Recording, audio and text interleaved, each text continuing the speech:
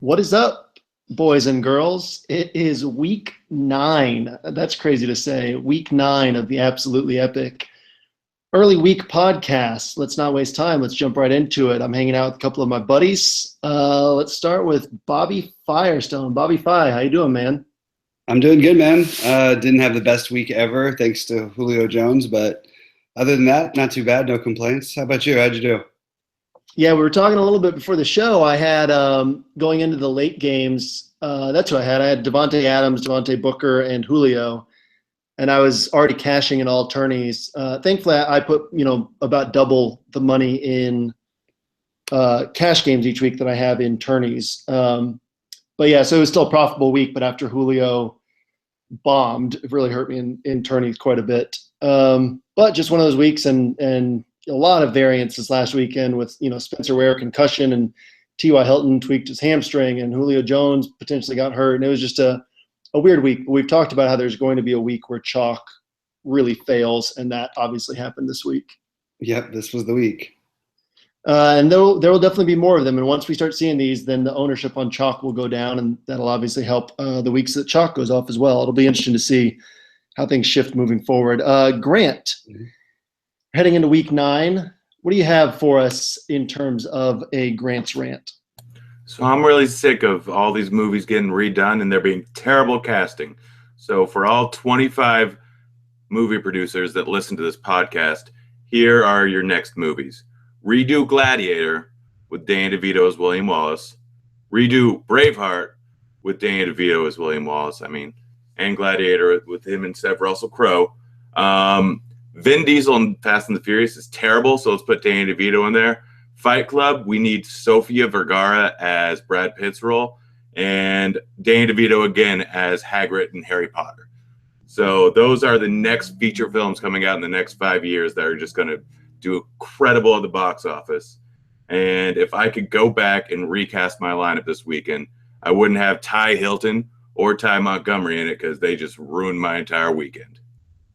If Danny DeVito played football, would you have had him in there instead? He's pretty much the same as Ray Rice. So yeah, absolutely. The crazy thing for me about all the remakes is the TV shows, like MacGyver, Hawaii Five-0, Lethal Weapon is a TV show now. They tried Rush Hour as a TV show. Yeah, it's weird. If somebody traveled hit, like, have any of those been successful? Because I don't know. They're really pushing the Lethal Weapon. I can't imagine. If somebody traveled here from the past, they'd be like, "Wait, I haven't missed anything. It's all the same shows on TV." It's gonna be Seinfeld next, but with a totally different cast. We'll just have Seinfeld with. It already was. It was called Curb Your Enthusiasm. It was better. That's true. All right, we're gonna jump into. I almost said week 5. I'm living in the past. We are going to jump into week 9. Jam, don't forget tweets or consequences. Oh God, I'm so bad at this. I'm used to somebody else hosting, and I can just kind of coast. I don't even prep for shows that I'm not hosting because I've already prepped for the slate, and then I just hop on and answer questions. So since this will probably be my last podcast hosting before I get fired by Roto-Grinders, let's talk about our bold calls from last week. Bobby, why don't you tell us who you had in our wide receiver point per dollar rankings? I felt like you should have had it because you sort of gave it to me because I threw out a number earlier on the show, but I had Tyrell Williams, who didn't have a great week. I'm pretty sure I can definitely take responsibility for forcing that as your bold call. I have no part in that being a bold call. Grant did point out for the show that you would have lost had I guess we gave you an opportunity to switch. You were ballsy and stuck with Tyrell Williams, even though we kind of forced him onto you. But you would have switched to Adam Humphries and lost anyway. I had Jermaine Kearse, who hit 3X. Not a great bold call, but worked out well enough. And Grant had the great Seth Roberts overtime touchdown. So Grant has kindly come up with 4 tweets. For new listeners, we each make a bold call at the end of the show. The person who loses has to tweet out something embarrassing of the other podcaster's choosing. and cannot respond to any questions about the tweet, cannot provide any explanations, just has to act like it is a normal tweet. So Grant has kindly come up with 4 tweets for us to choose from for Bobby to post. Grant, take it away. All right, so number 1, if I could do it all over again, I'd have the body of Rosie O'Donnell and the mind of John C. Reilly. Hashtag perfect combo. Number 2, nothing's better than rocking out to T Swift in the bathtub. Hashtag bubbles, hashtag bubbly thoughts, hashtag no room for shaking it off. Number 3, just bought my first pair of UGG boots. OMG, never wearing anything else. Hashtag fur never felt so good. And number 4, I call my little man Freddy Krueger, because women dream about it, but those dreams always end badly. Hashtag nightmare on Belt Street. For quality of audio, we are all attempting to mute our microphones when we're not the ones speaking, which is the only reason you did not hear laughter throughout all of that.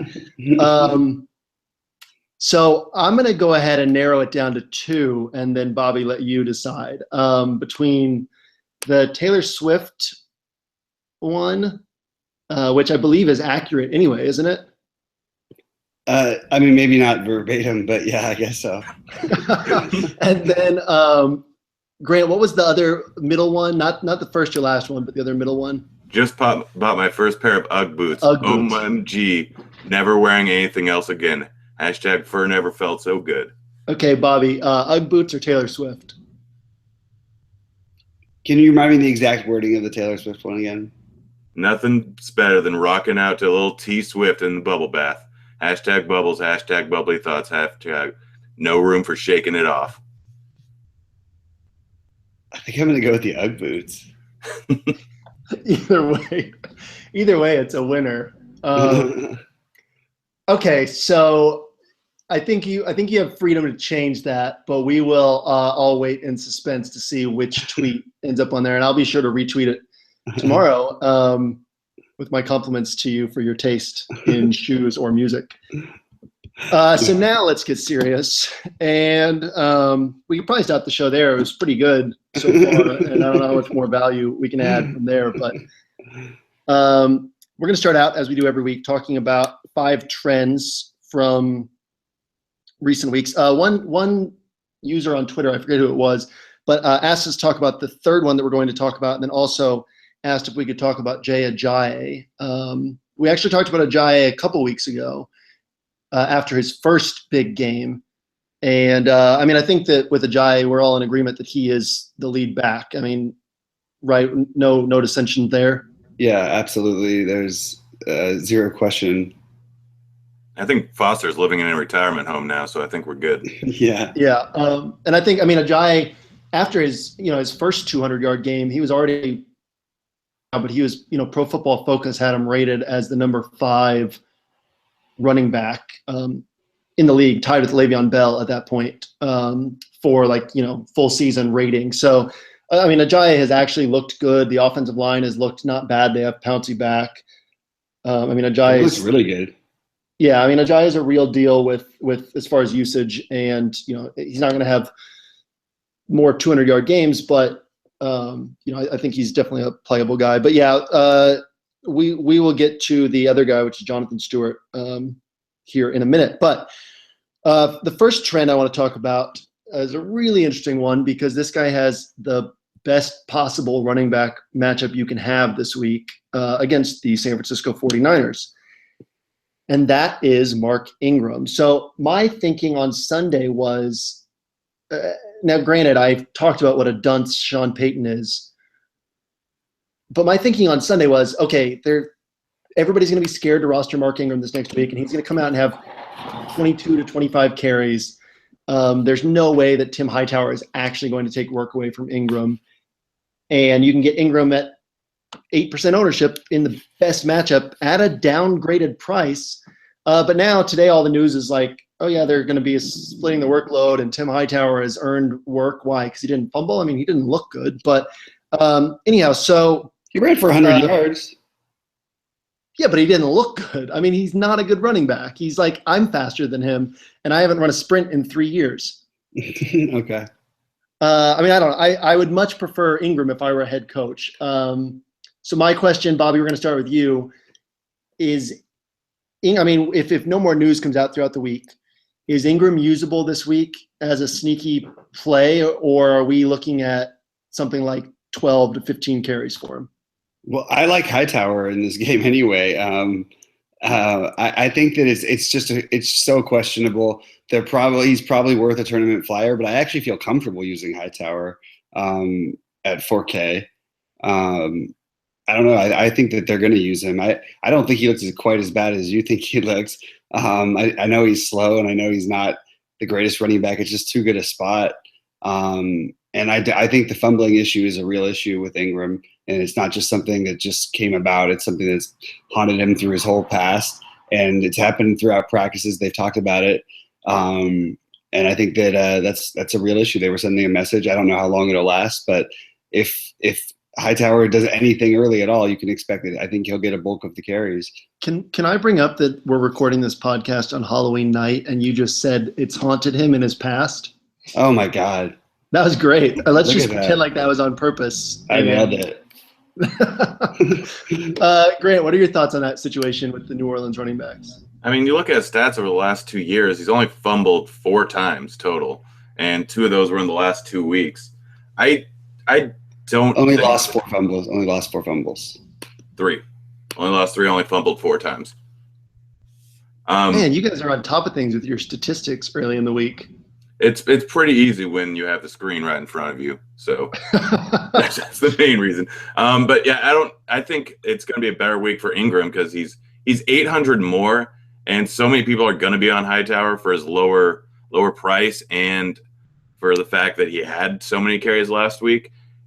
I don't know if it's going to continue. A lot of times you always see with these running backs, it's all right, this guy screwed up, we're going to take him out, and then they just happen to give him the hot hand because Hightower was doing decent, at least by the numbers.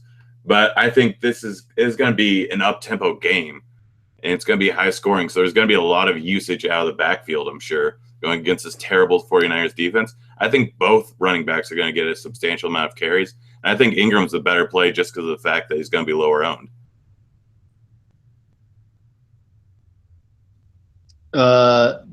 Bobby, you took your mic off mute. I thought you were about to speak, so instead we had an awkward silence there. Oh, sorry about that. No, I was just waiting to go. I as of Monday, I disagree, but right now it's early in the week, and I think that as the week plays out, you'll have a better feel for it. But I just saw how that game was going, and I mean, they did win the game.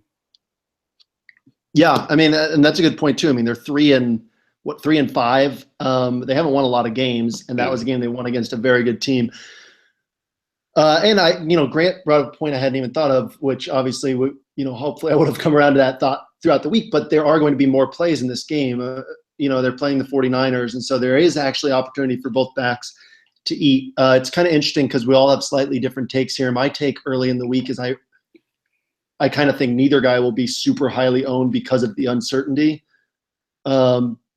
Which then if you think Hightower is the better play, or that they're equal, then I think you probably get either guy at low ownership because when we have this uncertainty, people just don't go there. But obviously this is, I think what basically the consensus is, this is really a spot to keep an eye on chatter throughout the week in the industry. Pay attention to articles, Twitter, who people are talking about, read the forums on RotoGrinders. When people start throwing around the term must play, that's when you really start seeing ownership go up. And I don't mean, quote touts talking about must plays. I mean just regular, if regular people are going on and saying, hey, isn't so-and-so a must play this week? You start seeing a trend, a pattern of thinking, and really get a feel for where ownership is going to go. So yeah, if we start seeing that, then definitely just go to the lower owned guy here if no more news comes out. But also keep an eye on, what beat writers are saying. Don't listen to anything Sean Payton says because he lies more than any other coach besides Pete Carroll. But, try to get a feel for who you think will get the most carries because the matchup's tremendous and both guys are cheap. So, yeah, it's an interesting spot. It's a weird spot. It's a weird situation to happen with this talented running back all of a sudden finding himself on the bench. But be something to keep an eye on as the week goes on. So, Bobby, I'm going to go to you first on this next one as well because you were the first one to bring up fumbling issues, and this seems to be something that Doug Peterson cares about quite a bit in Philadelphia. Ryan Matthews saw, I believe it was 8 snaps this last week out of 78 plays. Wendell Smallwood had like 1 or 2 snaps and fumbled on his 1 carry. So with all the fumbling issues, what do we think about Darren Sproles? I mean, he played almost the whole game this last week. Is he going to be the lead back this week against the Giants? Is this somewhere where we can go for super cheap pricing on a running back? Yeah, I think so. I actually used Darren Sproles a little bit. I think that you could find spots to use him. I wouldn't go overboard on it. I don't think that there's anybody in that backfield I'm really dying to play regularly just because of the uncertainty. But definitely, if there was anybody I'm looking at, it would probably be, Sproles for sure right now. Grant, any thoughts on this situation? I mean, I don't think it's just one of those things where he'll be back. Like Ryan Matthews will be back playing next week a lot more. And they were even just saying, like, we just gave Sproles the ball because he had the hot hand. I would say that he's definitely a possibility of playing, because if there is an uptick in his total plays, then he can catch the ball at backfield. So something on a play on DK, he's definitely in the realm of possibilities. He had 7 targets this last weekend. He ended up with 5 receptions. Granted, they were only for 17 yards. But, I mean, we've already seen it once this year, him getting 100 yards receiving. He could go. He's a big play opportunity guy. And a GPP, you want a guy that can go off for 25 points at 3,900. If he could go off or break off a long run and then they keep wanting to feed him the ball, then he can definitely pay off his value and then some and be a pretty decent tournament play. Where I'm at on this one is I'm kind of hoping that – so today, like Doug Peterson said, they have to take a look at things and decide, if Sproles is going to be the lead back. I'm kind of hoping that nothing more comes of that. I don't get these coaches who come out and they're like, yeah, this guy's our lead back now. Like, just keep it in-house and then take the field on Sunday and, surprise the other team with what you're doing. But – in theory, it helps fantasy owners if the coaches come out and say it, but we could actually get Sproles at low ownership without any further news. So I'm kind of hoping it stays cloudy, because I would have interest in Sproles just because Ryan Matthews hasn't looked bad this year. He hasn't looked, like Rashad Jennings or anything like that, but he hasn't looked great. I like Wendell Smallwood, honestly, but it doesn't seem like the Eagles are interested in using him. And so I could see Sproles getting, 15 to 20 touches again. Granted, he's, a 33-year-old running back who almost never sees a full workload. So you're definitely going out on a limb if you roster him with no more news, but you could get him at lower ownership. So I don't know. I mean, is our consensus, Bobby, just kind of another spot to keep an eye on this week? Nothing too definitive at the moment. Yeah, that's what I would say. But I think it is. He's the player I would definitely consider in GPPs as of this moment. Yeah, and like Grant said, I mean, you guys put in more lineups than I usually do. Although I do think, I'm not really decided on the exact number, but you guys will appreciate this as multi-lineup guys. I think I'm going to put in like 100 Millie Maker teams this week, because nice. I had an overlap of 5 players with Crane this last week, and the other 4 guys that he had that I didn't have, I wrote up in my Friday article. Theo Riddick. Actually, I didn't write up Sanu, but Theo Riddick, Amari Cooper. I told you guys before the show, I talked about Amari in both my articles and on Grinders Live. So if I'd built a player pool and thrown all those guys in, I would have had a very similar team. So I don't know. I might do that this next week. Take a pass on spending money on qualifiers and go there instead. So maybe I'll put some Sproles in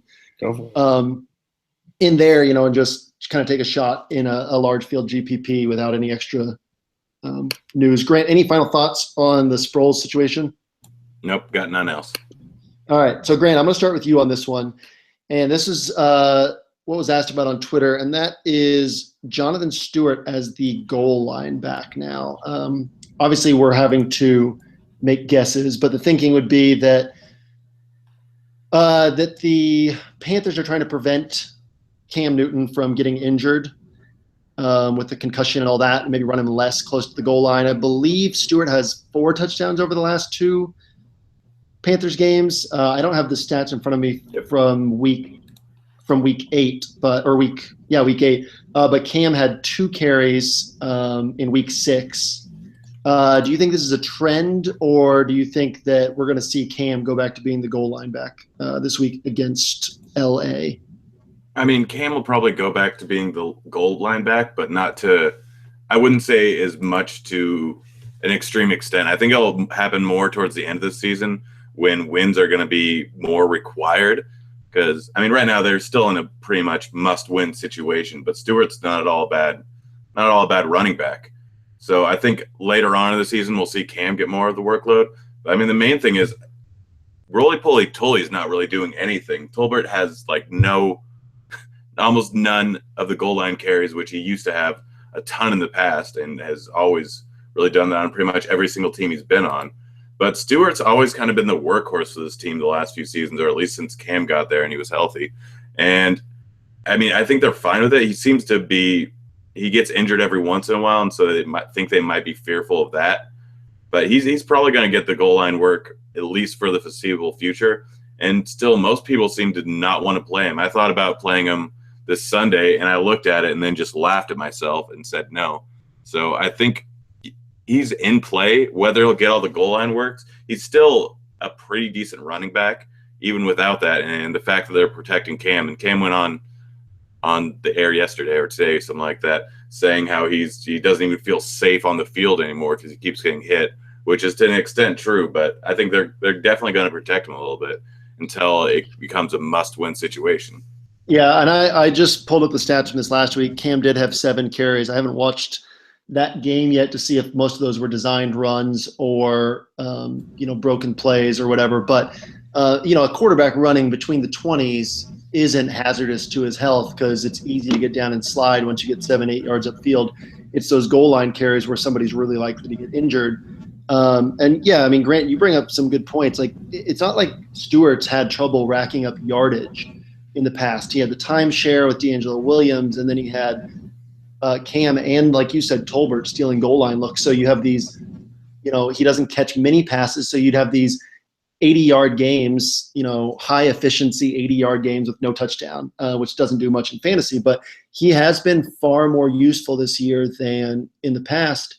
I used him 1 week so far this season because, he's one of those guys who's always kind of priced lower, and there's a stigma around him that people don't want to roster him. And, it would take probably 6 or 7 big games from him for people to get excited and not think it's a fluke. So, Bobby, what are your thoughts on this situation? Is Stewart usable moving forward? Is he usable this week against the Rams? Do you think he's the goal line back? What are we looking at? I think he's usable. I don't think it's an ideal situation. I don't roster Stewart very often because, like you said, he doesn't work out great for fantasy, but I agree he's a very good high volume back. He always has been. The goal line carries are a little different this year with them trying to protect Cam, so I think it is a spot that you can take a little bit of an advantage of. I think this is a good week coming up for him, potentially. I also like Cam this week. I think their offense is clicking more. It's more – they seem to give it to him more in situations where – I don't know. I don't know that I trust that it's going to continue fully, but I still think you can probably take a little bit of an advantage of it. And I don't know if they stay bad, it's something you can take advantage of the rest of the season. If they start winning games, Cam's going to go back to being the regular goal line back. Yeah, I think it's one of the things that's scary about using Stewart is obviously his floor is lower because you watch.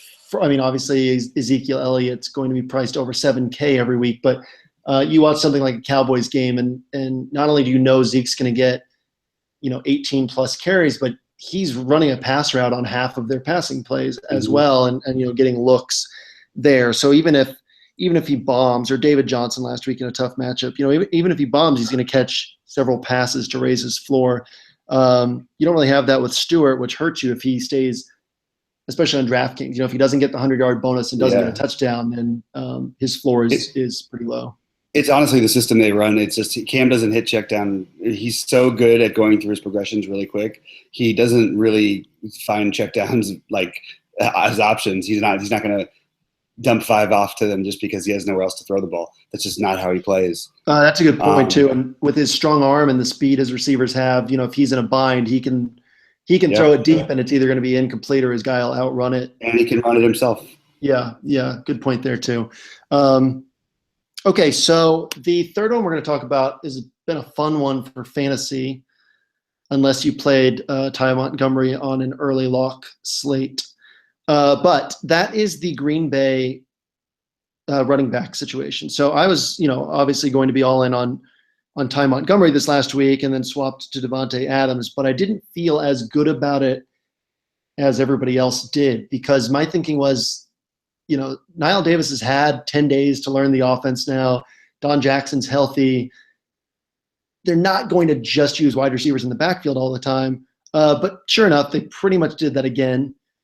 And now James Starks is still out. Eddie Lacy is still out. They've cut Niall Davis. And Don Jackson doesn't appear to be a very good NFL running back. So Bobby, is this a trend moving forward? I mean, is it just going to be pass happy Packers and a wide receiver lineup in the backfield for the foreseeable future? I hope so. It's fun. I don't know. I think that is what you're going to see, at least for the time being. I don't know what the end all solution will be. It's a different NFL every year. It's a different fast moving world. You never know who somebody's going to pick up and sign. But right now, I mean, so I think it's just take advantage of the passing game there and realize that they're trying to use these little bubble screens and little quick, hitch routes out to Davante Adams, and they just want to get him the ball a little bit more in the open field. They're using him almost like a running back. That's why he's getting so many targets. So on like PPR sites, he's so valuable. This last week was nowhere near. I mean, he could have put up twice those numbers easily. I think that it's just target their passing game going forward. Yeah, I mean, with the usage Davante Adams got this last week, that was basically his floor. Like, that was the lowest he could have scored with that sort of usage, which is just insane. And, I don't usually pay up for quarterback. Not that I have anything against it beyond just that I typically think, you can get that same high-end score from somebody else. This last week it was Carr, the week before it was Cousins, the week before it was Stafford, which I say that off the top of my head because I had those guys each week and somehow missed on enough other spots that I haven't had a huge weekend in that stretch. But yeah, I mean, you can usually get that 25 to 35 point, game from the right guy, but there's something to be said for how sure of a thing Aaron Rodgers is going to be right now if they don't have a real running back, because he's going to throw 45 times. And I mean, that's just insane. Like, every offensive yardage they're getting is like going through him, which just raises his floor and ceiling so much at this point. Grant, I know you're a little bit bitter about this because you had Ty Montgomery locked in on early lock sites, but what are your thoughts on this backfield and this passing game moving forward? I'm still going to attack it. I'm going to be bitter, but I'm going to attack it. It's good. Green Bay is an organization where they don't really like to bring in outside players. They like to draft and bring up. I mean, you see it with almost every single player on the field. They haven't made a trade in years, and then they get Niall Davis and then immediately drop him. It's one of those things where they don't want to add anyone else. They're just going to wait it out until Starks and Lacy come back, and I'm sure they'll use him once they get back there. But Montgomery, they're going to use him basically like Detroit uses Theo Riddick, which if you have a good quarterback, and their offensive line is actually playing pretty well. Rodgers is getting really, really good protection, and he's just not able to find people open half the time. So having Montgomery in there out of the backfield, like, it worked out perfectly where he can just check down to him all the time. And when you have essentially 5 wide receivers out in the field, one of the guys is going to be open. So I think they're just going to stick to that plan. And I see Montgomery going off. And even his rushing, he had 9 rushes for 60 yards the game against Chicago, which we saw how well Chicago handled the Minnesota backfield tonight. And they've actually got a decent defense, but they just got slaughtered by Montgomery when they actually ran the ball, because most of the time you're just worried about him in coverage. So it actually gives them a little bit of an uptick because they can't really focus on the rush that much because they got to worry about him out in coverage. Yeah, and it's not like Montgomery's some slouch out of the backfield. A lot of scouts, when Montgomery was coming out of college, thought he profiled better as a running back, actually, in the NFL than a wide receiver. So he can definitely handle that role, that workload. It was pretty bizarre to me to see them just shift Davante Adams right over to that role with Ty Montgomery out. But I mean, that shows, seemingly how committed they are to this. Side note, I think it might have been the year that the Packers won the Super Bowl, but I remember Aaron Rodgers was lobbying for the Packers to trade for Marshawn Lynch because they had been teammates in college.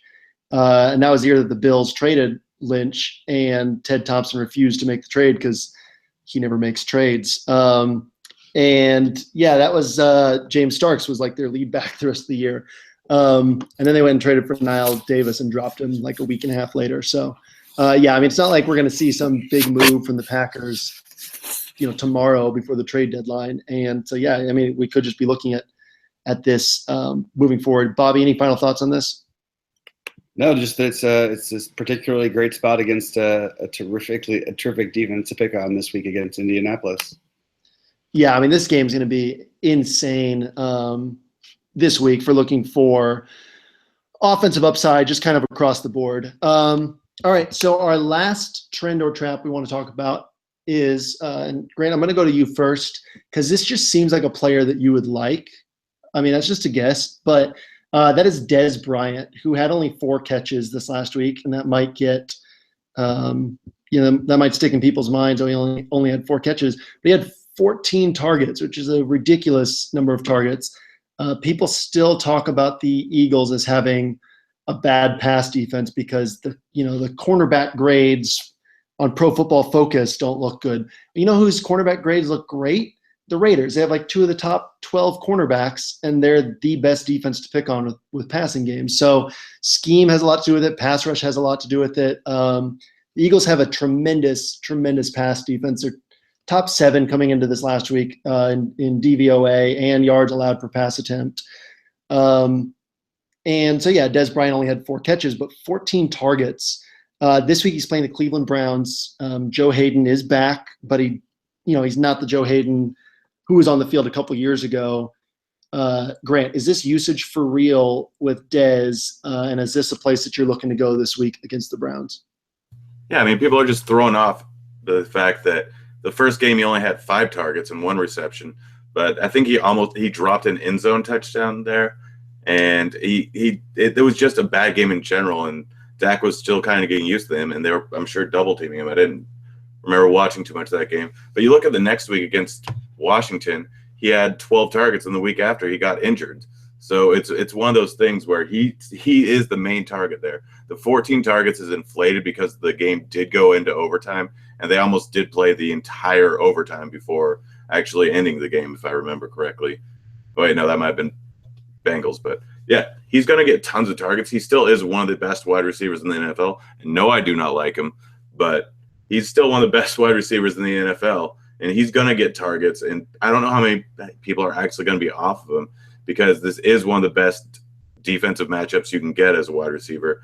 Joe Hayden is not that great of a cornerback anymore, and he hasn't been for a while. And people, I think, know that by this point. And he still ended up with 20 points or 21 points this weekend. So I think people are going to be on him, and I think they should be. You don't like Dez? I feel like you and Dez hanging out would be like the greatest Friday night ever. I think me and Ryan Fitzpatrick hanging out together would be much better. You guys would be doing equations on the wall and stuff. Oh, yeah, we would. Drunk math. Bobby, what are your thoughts on this Dez situation? I think it's real. I think the usage is real. I think it's something that you could trust going forward. I don't know that it's going to be my favorite play every week. I'll have to see how the ownership plays out. I do think that it's going to be low initially, and I think that he's got huge upside still, and he's a receiver people will overlook. This is a weird week, so they might not. But in general, I think that I think it's for real. As long as he's healthy, he's one of the best receivers in the NFL, and Dak will have no problem getting it to him 10 plus times every game. So I think Grant brought up a really good point too with the targets, to start the season. That first game was Dak's first start And then, like Grant said, the next week he was looking at Dez a ton.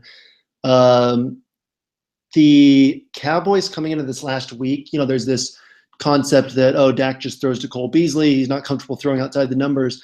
I believe coming into this last week, the Cowboys were second in the NFL in yards per pass attempt. It's not like Dak is just throwing short passes. It's funny how people get these things in their heads. Flacco has a strong arm. Traditionally, he's throwing the ball downfield. Like the Ravens are like near the very bottom of the league this year in yards per pass attempt. So, it's always worth actually looking at the updated numbers and keeping up with what's going on in the NFL in this current year, because you can kind of adjust more quickly than other people. So yeah, I like Dez a lot this week. I think people will come around to him, but I don't think it's going to be like a 35 or 40% owned thing like it really should be. I think it'll be more 15%, 18% this week, which I would be totally fine with in one of the best spots in the week. So next thing we're going to talk about, actually, do we talk about Money Matters next, or do we talk about Love at First Sight? I think it's Money Matters, isn't it? I don't know. I'm kind of discombobulated. Grant? I think it's Love. Let's go Love at First Sight. Who cares? Grant, give us your Love at First Sight. I would prefer for you to give us a story first, if you have one, and then the game that you're looking at this week, early in the week. Okay, this is the real true love of my life. So I was at a club once. She just grabs me and tells me to dance with her. We just hang out the rest of the night. She tells me she's 32. I, of course, lie to her and say that I'm 4 years older than I am. I don't know why. It just seemed like the right thing to do. We hang out all night. I find out that she's a former Croatian war refugee, that she lives up in Canada. I forget all this the next day, but I figured it out that night. And then get her number as she leaves. Of course, I forgot her name. Fast forward a week. I meet up with her in Vegas. We hang out the entire time, have a blast. And then we end up dating 12,000 miles away or 1,200 miles away for the next month. One night, we both randomly come home drunk and end up Skyping each other. And we're getting a little hot and heavy there. And then just about the time it's about to blow, the laptop closes, and I get really confused at what happened. I get a call back from her 5 minutes later. Apparently, her parents walked in on her, and she lied about her age, and she's 36. 36-year-old who lives with her parents. She was absolutely perfect for me in every single way, both thrifty and old enough where she should know to stay away from me, but she didn't. So someone who you should stay away from, but I'm not going to, and is 36 years old and lives with their parents, Josh McCown, again. Isn't Kessler supposed to be the starting quarterback this week? I sure hope not. It's still up in the air, but regardless, that would ruin your story a little bit. I know, but I'm hoping it's McCown, and I really, really think that it might be. But I mean, Kessler may or may not play. It's looking like he probably will. But whoever does play for that, Corey Coleman's coming back, and so that game's gonna just go nuts. Dallas runs at a slow pace of play, but the 47 over under is actually a pretty good amount. And Cleveland stayed close in nearly every single game this entire year. Coleman and Pryor and Barnage on the field. There's three great targets for whoever is the quarterback there.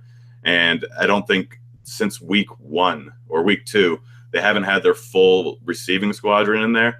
And Pryor is looking like he's mostly healthy now. They played really well the first half of this last week. And they're going to be coming from behind most likely. So they're going to be throwing the ball a lot. You can play Duke Johnson at 3,900. He got a bunch of passes out of the backfield this last week.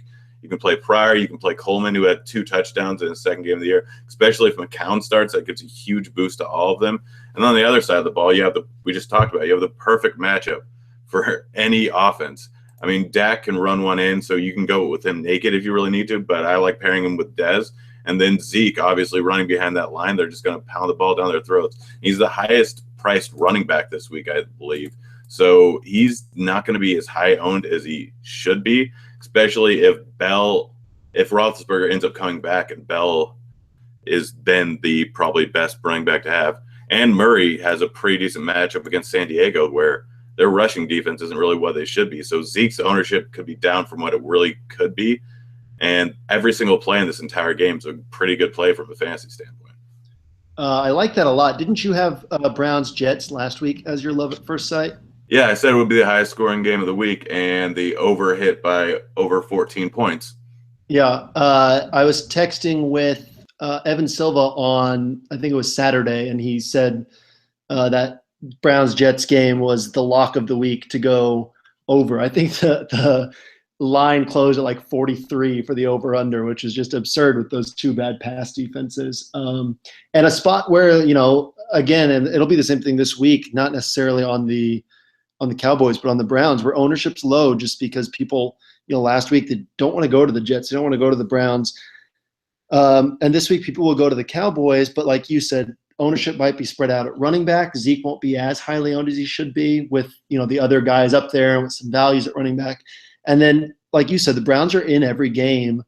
The most tilting thing for me this last week, and I actually liked, all the talk was on Barnidge. I liked Fedorovich a little bit more, but I was choosing between Will Fuller and Terrell Pryor, and I wasn't sure Pryor was healthy, so I didn't want to use Fedorovich and Fuller together, which got me the worst side of both of those, tight end and wide receiver. But yeah, I mean, if Pryor's healthy, which he now seems to be, like, he's an awesome play with Coleman back. I mean, that game should stay close and be much higher scoring than most people think. Bobby, any thoughts on that game, and what game are you eyeing coming into this week?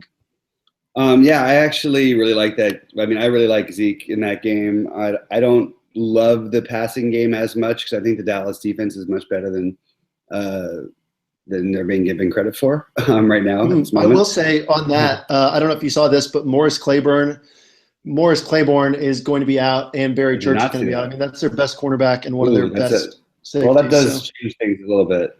Yeah, just today they were both, like, Church is out, I think 3 to 5 weeks, and Claiborne will be out a couple weeks. I hadn't seen that, and then I think that they would play him close at home anyway. So actually, that does change things a little bit. Yeah, but I like all the sides of this game. I think it's a really good game. It's not my favorite game this week, but I do like it. I just think the overall Dallas's defense has been much better than most of the teams that Cleveland's faced. And although actually Cleveland's faced, racked up pretty good fantasy points against the good teams as well. So, I mean, again, it's a game where I expect Dallas to control it. I love their running game. But I don't know if I'm going to fully stack the Cleveland receivers. My favorite game this week is I couldn't remember what yours was, JM. I don't want to steal yours by accident. Sorry, I was on mute and started talking. You go ahead because I have several to choose from. Okay. The one I was going to pick was Indianapolis, Green Bay. I know it seems kind of obvious. Last week I picked Atlanta and Green Bay. It's not so much, it's more the situational and the way Green Bay's scoring and moving the ball. It's hard not to love their entire passing game, their whole passing attack. I think if Jordy gets a little bit healthier, actually this might be the big Jordy week.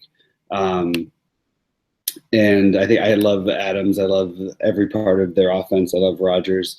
He'll be my favorite quarterback, or he'll be my projected highest quarterback this week again.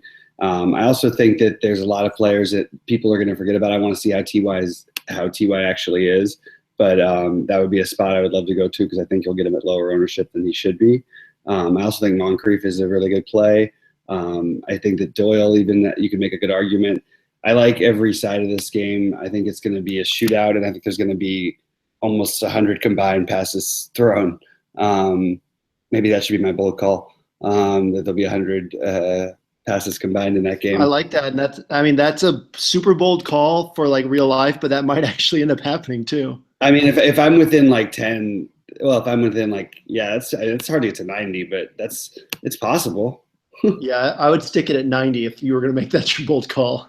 All right, I think that I'm going to go with 95 just to be really bold.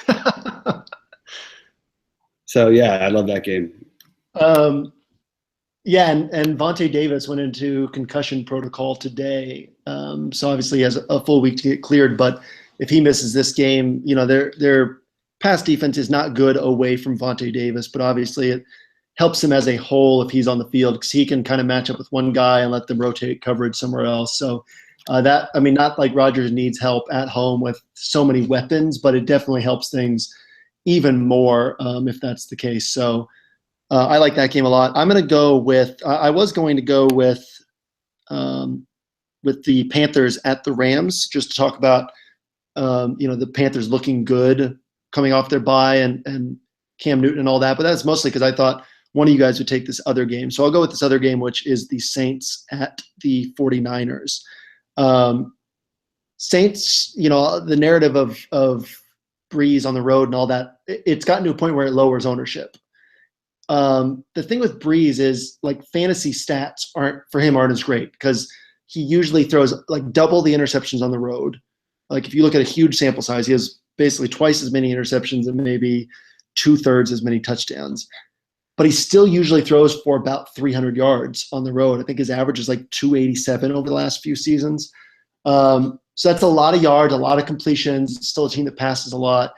So for wide receivers, like I won't be on Breeze. I'm not going to pay up for him when I could pay up for Rodgers. But wide receivers, like there's still a lot to like when these guys are on the road. So Michael Thomas is still priced like a number 3 receiver, and he's genuinely, literally their number 1 guy. I mean, he's played the most snaps last few weeks.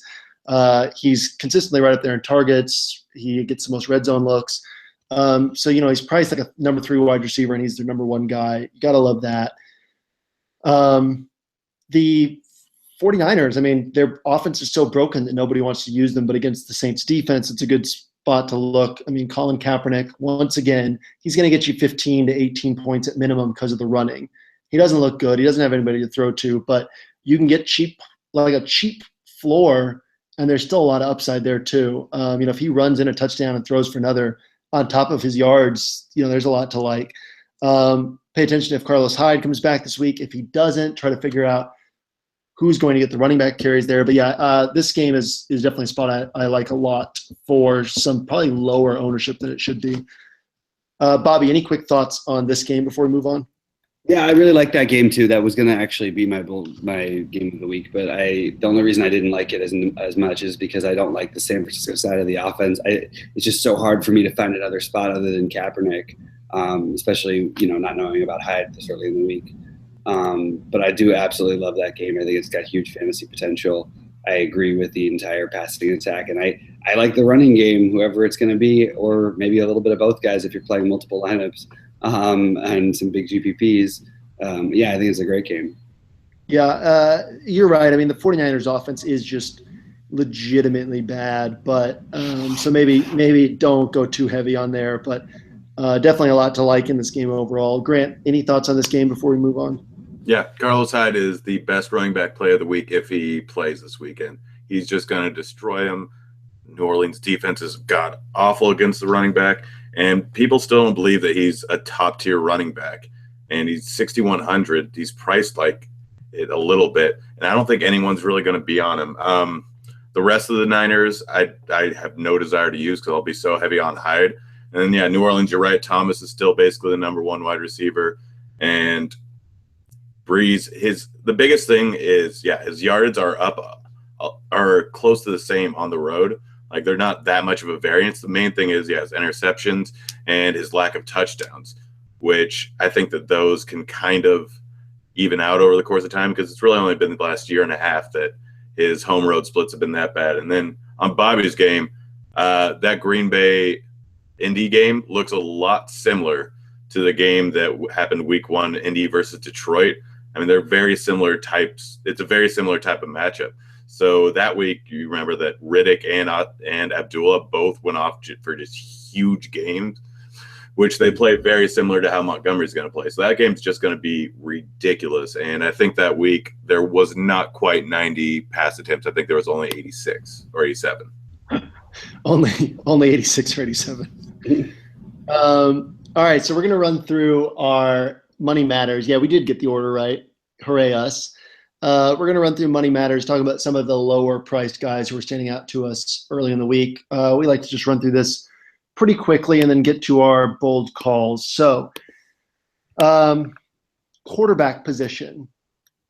Obviously, we like some of these higher priced guys. Cam Newton is only $7K on DraftKings. Rodgers is priced up pretty high, but he's a phenomenal play, especially if some running back value opens up this week. Andrew Luck in that same game. But at the lower end, McCown, if he plays, I don't have an interest in Kessler if he plays, but McCown, if he plays, Kaepernick is honestly not an awful play. An interesting one will be Ryan Tannehill against the Jets' awful pass defense. I don't like taking bad NFL players, so I won't have serious interest in Tannehill, but against the Jets, that's definitely something that warrants mention. And then Grant, your boy, Ryan Fitzpatrick, is only 5,700 against the Dolphins. He looked about as bad as you can look in the first half last week, but stepped it up after that. And then two that just really make no sense at this point is Marcus Mariota at 5,900 against San Diego, Dak Prescott at 6,100 against Cleveland. I pretty much mentioned everybody, so just any thoughts you have, Grant, on some of those guys that I brought up? Mariota's going to end up with negative points this week. San Diego's just going to shred him. That's your bold call. But negative points. Simeon's not actually a bad play. He's going up against Oakland, who are they can give up a lot of points to the quarterback. And so Simeon, a lot of people haven't believed in him too much the last few weeks. He had 50 pass attempts the first time they played San Diego. It just looked like a terrible game. Like nothing was going on. I think San Diego's defense is actually one of the better ones in the league, surprisingly. And then Houston actually has a pretty good pass defense, and they held him to some yards. But he still has the potential with those wide receivers to actually go off for some points. But yeah, Dak's great. I'm actually not really touching Fitzpatrick this week, and it saddens me to a very large extent. But yeah, we mentioned Prescott, but Carr's not even that much more expensive than Prescott. I get it's against Denver, but he's a pretty decent quarterback. So I like the contrary play there, playing Carr against Denver. Bobby, any takes on these quarterbacks? I think that the Carr against Denver would be the worst possible play you could make this week. You've said that every week I've mentioned it, quarterback versus Denver, and you've been right half the time. No, it's never the right play. It's never the right play.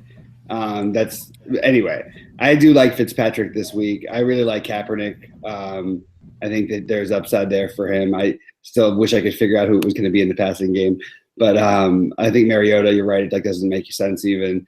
I think Prescott's a good play, but I do think he's got a capped upside. I really like. Pretty much you can't go wrong with most of the low end quarterbacks as far as I'm concerned this week.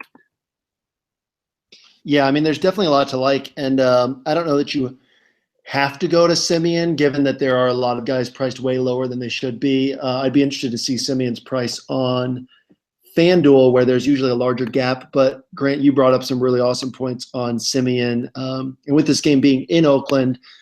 I don't like to test the Broncos defense, but there is a chance that Oakland puts up some points and forces Simeon to throw, and this is a team that Sanders and Demaryius Thomas can beat for sure. That Simeon call is like the sort of call that nobody's going to be on, but if he goes off for 30+ points, that wins you a tournament for sure.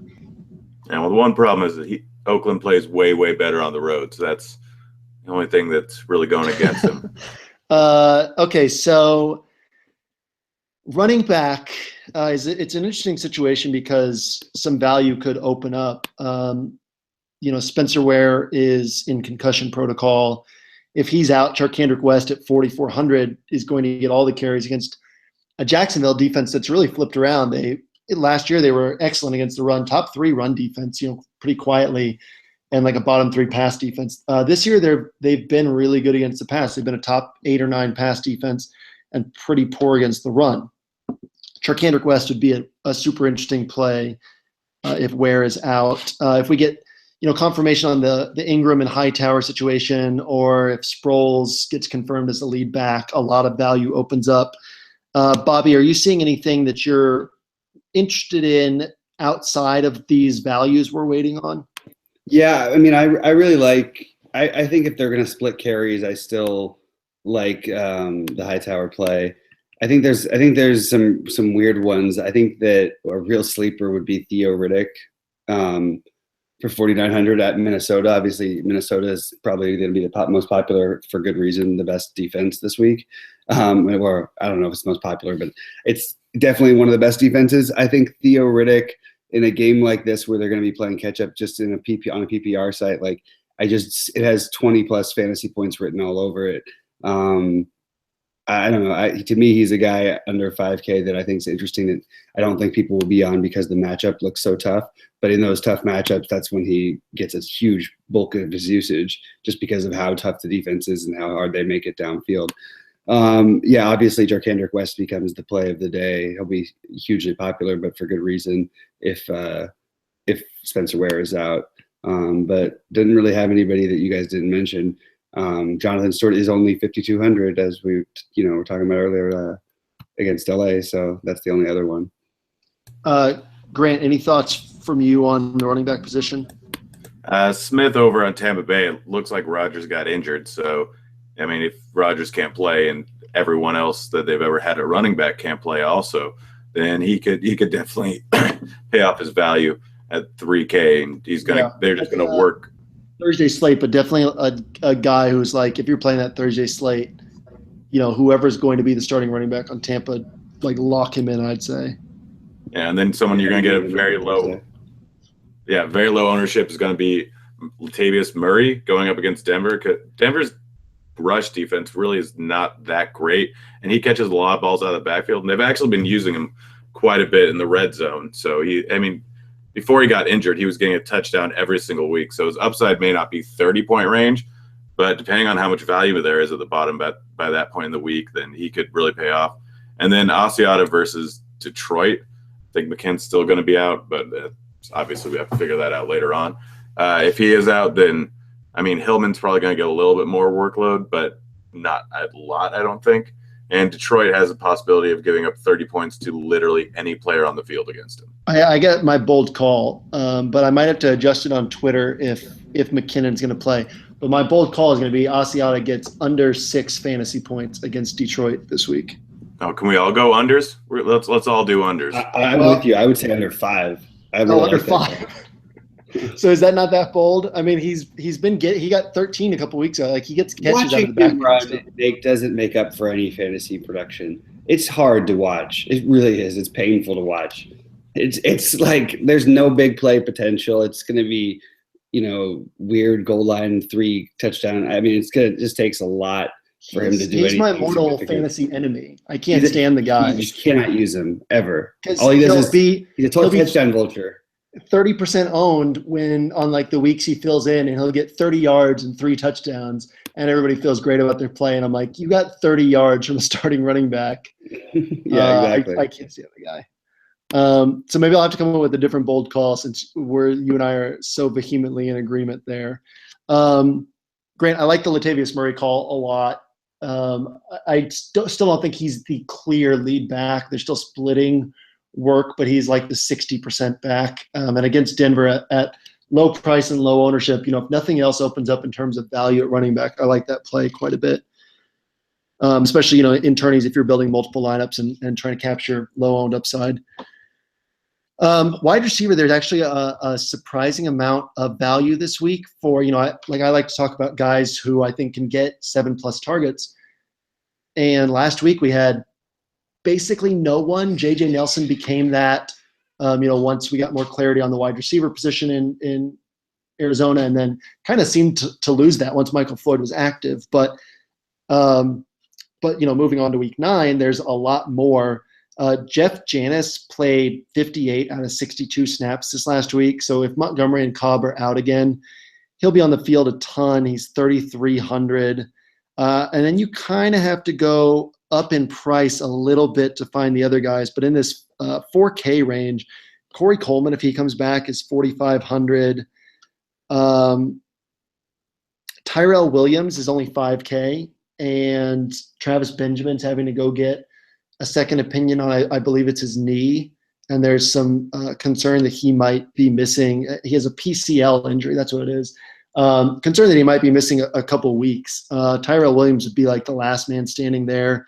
And then if we go a little bit over 5K, we have Michael Thomas at 5,500. Again, we talked about this. He is really their number one wide receiver. His target count, 6 last week, then 13, then 5, then 9, then 11. To be able to pay 5,500 for a floor of 5 targets and upside of 10 plus is pretty ridiculous against San Francisco. And typically we like to stay under 5K, but Dante Moncrief, 5,800.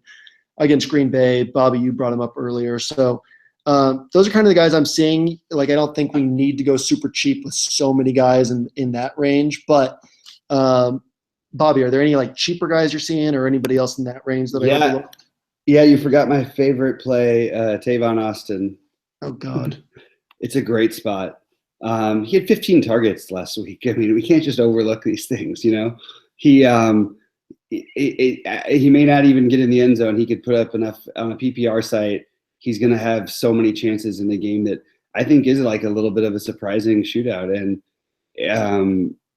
I don't know. I love him for 4,200 this week. If he gets 10 targets, I love him. He's going to get 15 again. No, I mean that's a really sharp call against that pass defense, and with the Panthers likely to put up points. I can't stomach the idea of rostering him. So maybe I'll come around later in the week. You might have to, man, because it's the spot. It's too good a spot, I feel like. There's a lot of other guys, but nobody in the super cheap range. I feel like mostly the guys you mentioned, like Coleman, are great plays, and I actually think Parker's a good play. I think Hearns is. I really like Kansas City's pass defense, but when they're desperate and playing from behind, Jacksonville's going to have to throw the ball a ton, and they tend to go to Hearns the most. So I kind of like Hearns at 4,900. I think Tyrell Williams is a great play. I think that Enunwa is a really good play at 5,100. I think that's going to be a real shootout that game also. Yeah, I like the Enunwa call as well. Grant, any other wide receivers that we didn't mention?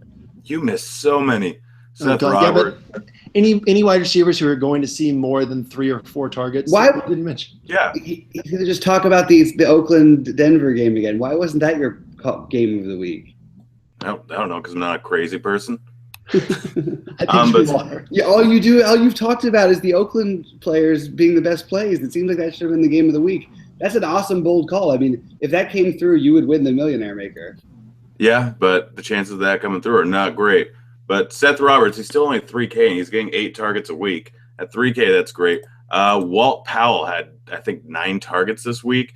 And we've seen with Seattle defense, it's generally the third wide receiver that really gets all the targets. And so this could easily be a week where he blows up if they do anything on offense, which isn't terribly likely. Doral Green Beckham had 10 targets this week. He's still only 3K. Curse, if Wilson actually turns the ball or turns things around and does things like a normal person, he's going to be a great value. Inman, if Benjamin is out, then Williams can't get all the targets in the world, and Phillip Rivers is still going to throw the ball a ton because Melvin Gordon's not that great of a running back, and they got to throw it to someone besides the tight ends.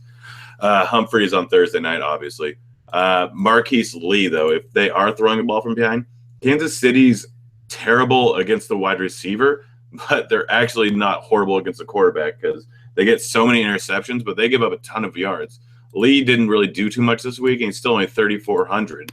And if they're throwing the ball from behind, or even if they're just throwing the ball, he has the potential to put up a decent game. And then Tyrell Williams had 7 targets this week. And going against Cleveland, if Dez doesn't do anything, Williams has a chance to have a pretty decent game. And then lastly, Thielen, he's the big play opportunity guy, one of the big play opportunity guys in the Minnesota offense. It's looked terrible. He's only 3,800. He's put up a big game before, and it's going against the Detroit, where we've seen guys that can just put up huge plays, end up doing great, even if they're not that great of a wide receiver.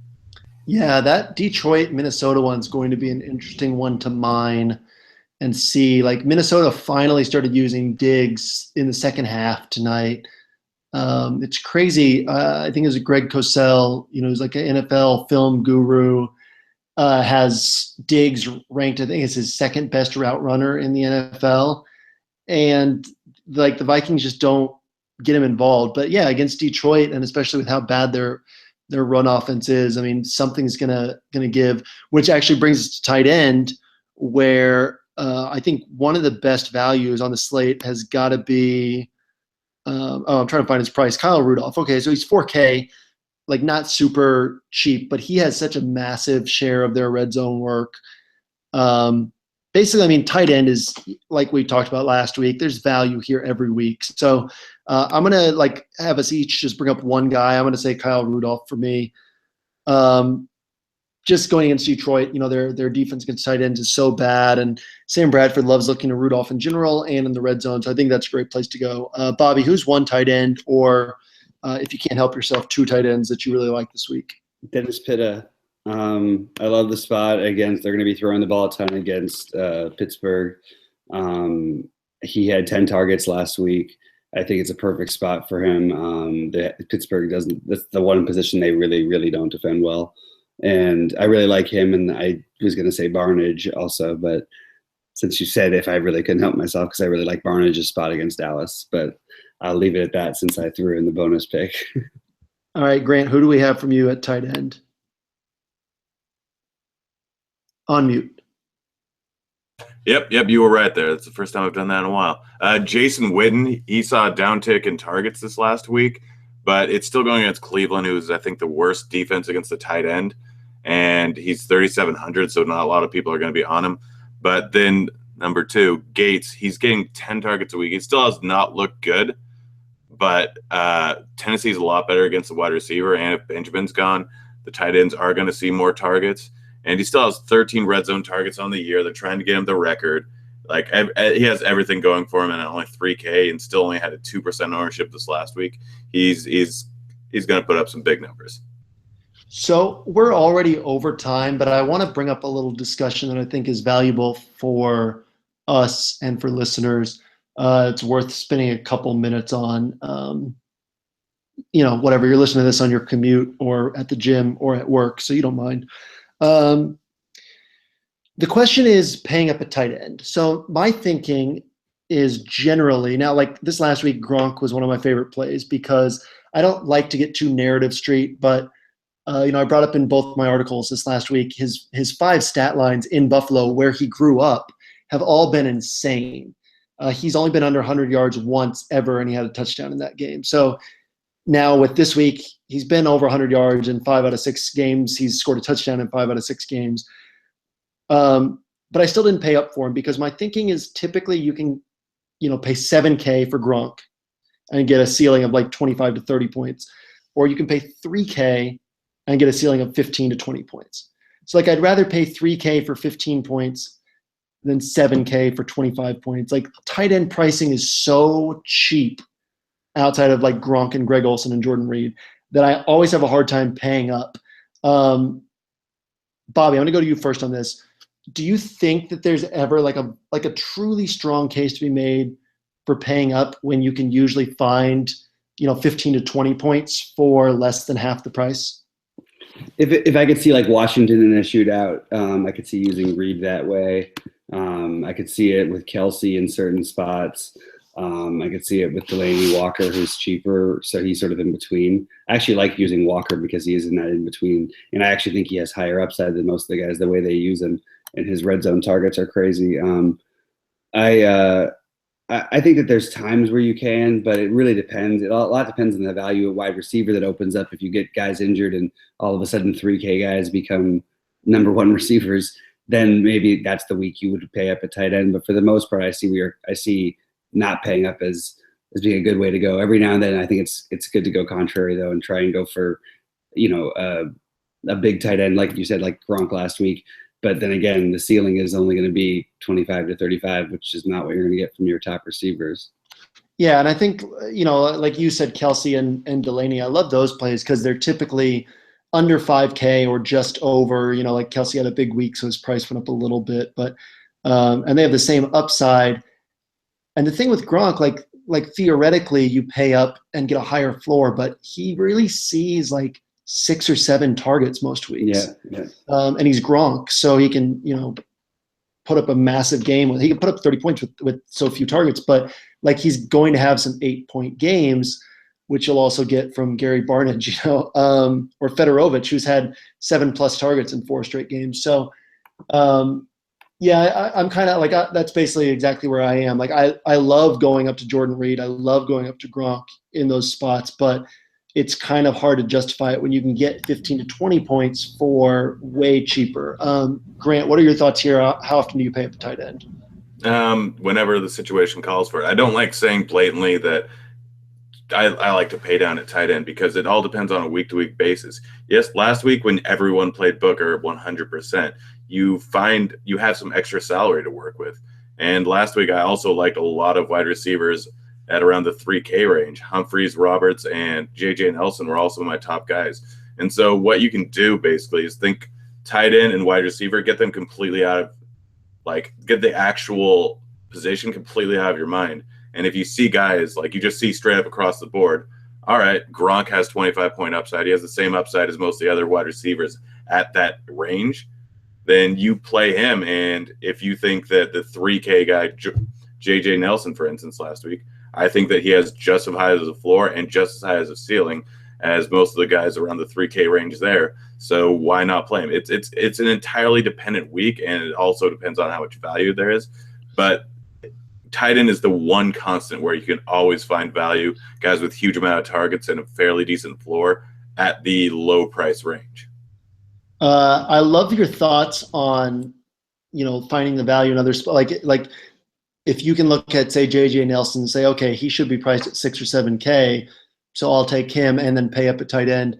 Like this last week, toward the end of the week, I started really coming around on Mohamed Sanu, with the thinking being, after what Julio Jones did to the Packers a couple years ago, and with the Packers not having Sam Shields, Dom Capers is a good defensive coordinator. They're going to sell out to stop Julio, and if that happens, the ball might go to Sanu. Now, we didn't really even see that play out till pretty much the end of the game, but it did play out. But the reason I didn't go down to Sanu at 4,100, like I was already locked in on a Packers receiver. I was back and forth between Fuller and Pryor.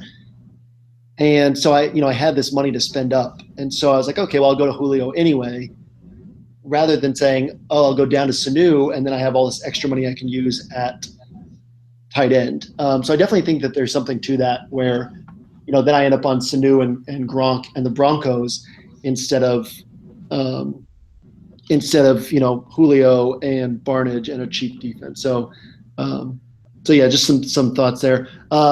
Bobby, I want to throw it over to you for final thoughts and for you to solidify your bold call.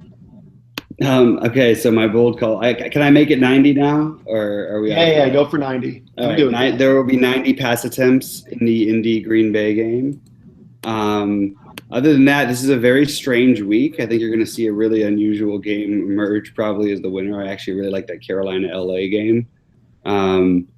But other than that, congratulations to Eric Crane. I was hosting a show with him on basketball when he was in the Millionaire Maker Deep, and he was completely distracted, understandably. And congrats on winning, I think, like $1.3 million yesterday. It's quite a bit of money. That's definitely it'll be one of us next week. Yeah. Grant, final thoughts and bold call. So bold call, since Bobby did something weird, I'm going to do something weird too. The San Francisco game will have 60 rushing attempts. Ooh, scary since it's Halloween. Is that bold? There 30 rushing attempts is a lot. Wait, 30 for each team? No, I mean 60. Wait, what did you say? You said 60, right, Grant? Like 30 total. 30 for each team. That's pretty okay. All right. I don't know. That's like 90 pass attempts, 45 apiece. All right, you can pick between that or Gates' 15 points. I like the rushing attempts thing. All right. And then final thoughts. If you don't like paying for shampoo and conditioner, sneak into a nice hotel at around 10:30 in the morning and grab some off the carts. Ooh, I like that. You can also do free continental breakfasts at most Hampton Inns and other similar places because they don't know who's staying there and who's not. That was a road trip trick I learned in my late teens. So I like that one. I never got to the free shampoo and conditioner, but I like that one too. Hopefully we are all doing well enough in DFS this week that we don't need to steal breakfast and shampoo and conditioner. But if that's not the case, you know where to go. I'm going to go with the Asiata under 6 points for my bold call. I say we just do whoever is farthest off by percentage of their bold call loses this week. So if Asiata gets up to like 8 points, I'm basically screwed since you guys had such high numbers on yours. But that's okay. I'm due for a tweet. So I am JM to win with Bobby Fi and G Neefer 07. Follow us on Twitter and check us out next week, same time, same place. And we will see you there. We'll see you at the top of the leaderboards this weekend. Bye, kids.